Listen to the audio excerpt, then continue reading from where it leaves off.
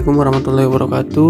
Perkenalkan, nama saya Saiful Maulana R, NIM 105381101421 dari Prodi Pendidikan Sosiologi angkatan 2021. Di sini saya akan membawakan materi yang berjudul Teori Interaksionisme Simbolik.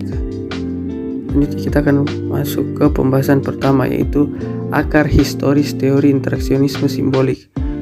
Diskusi interaksionisme simbolik ini kita mulai dengan dua akar intelektual terpenting dari karya Mead pada khususnya dan interaksionisme simbolik pada umumnya adalah pragmatisme dan behaviorisme. Pragmatisme sendiri adalah pemikiran filsafat yang meliputi banyak hal. Ada beberapa aspek pragmatisme yang mempengaruhi orientasi sosiologis yang dikembangkan oleh Mead. Itu yang pertama, realitas diciptakan saat bertindak dalam dunia nyata. Menurut pemikiran pragmatisme, realitas sebenarnya tak berada di luar dunia nyata. Realitas diciptakan secara aktif saat kita bertindak di dalam dan terhadap dunia nyata. Yang kedua yaitu pengetahuan dan ingatan tentang dunia nyata didasari kegunaannya. Manusia mengingat dan mendasarkan pengetahuan mereka mengenai dunia nyata pada apa yang telah terbukti berguna bagi mereka. Ada kemungkinan mereka mengganti apa-apa yang tidak lagi bekerja. Dan yang ketiga yaitu definisi tentang objek sosial dan fisik didasari kegunaannya.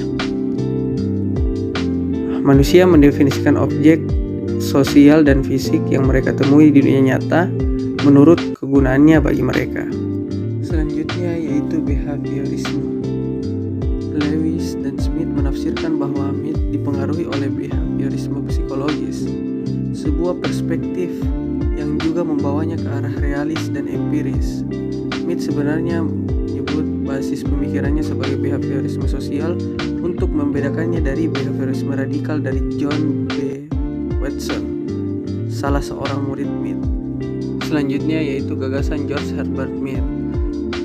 Ada beberapa gagasan dari George Herbert Mead, seperti yang pertama yaitu masyarakat lebih penting daripada individu.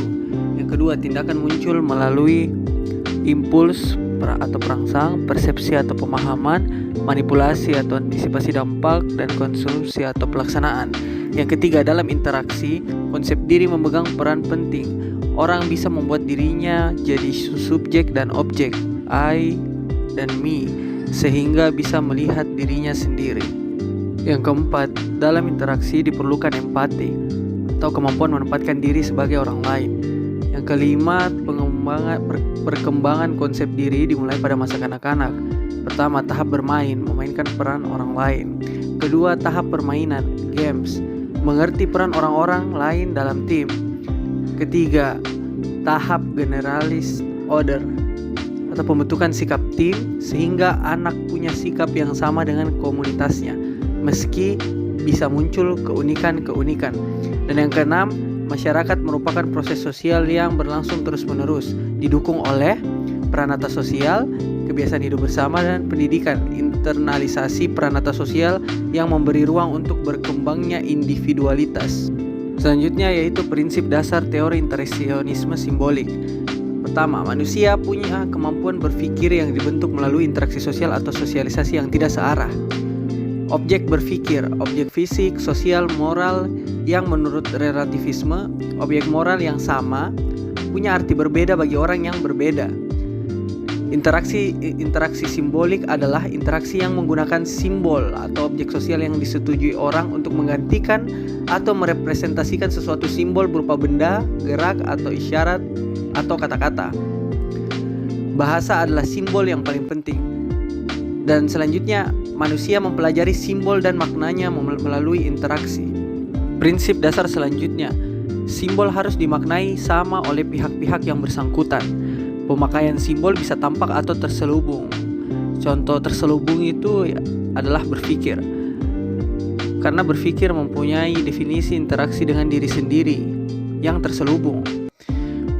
Selanjutnya, perhatian interaksi simbolik terfokus pada dampak, makna dan simbol terhadap tindakan manusia, dan tindakan manusia tampil dan tersembunyi atau berpikir. Materi yang terakhir yaitu kritik terhadap teori interaksionisme.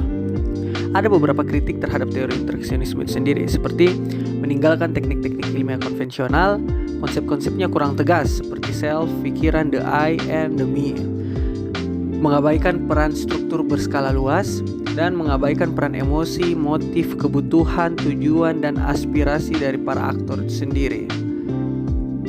Sekian hasil presentasi saya tentang materi interaksionisme simbolik. Lebih dan kurangnya mohon dimaafkan. Sekian dan terima kasih.